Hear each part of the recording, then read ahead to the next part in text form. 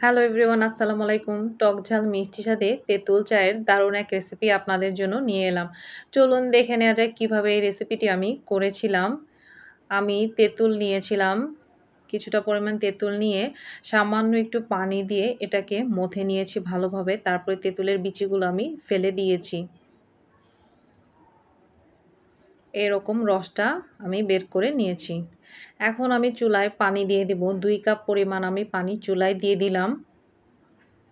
পানিটা যখন বলক আসবে ভালোভাবে, তখন আমি দিয়ে দিব 2 টেবিল চামচ পরিমাণ চা পাতা। চা পাতা দেওয়া হয়ে গেলে চাটাকে আমি বেশ ভালোভাবে জাল করে নিব।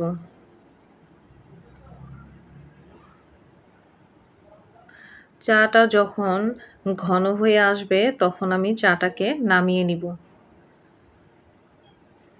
চা দিয়ে জাল দেওয়ার পর দিয়ে দিব 2 টেবিল চামচ পরিমাণ চিনি।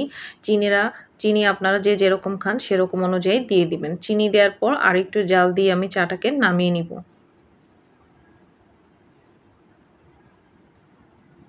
চাটা হয়ে গেছে, এখন আমি ছেঁকে নিব।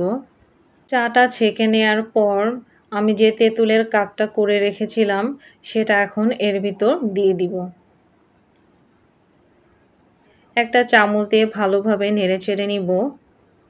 এখন এই চাটাকে আবার একটু ছাঁকনি দিয়ে ছেঁকে নিব। ছেঁকে নেওয়ার পর এখন আমি কাপে ঢেলে দিয়ে দিব। চাটা ঢালা হয়ে গেলে এখন আমি দিয়ে দিব কিছু কাঁচামরিচ কুচি।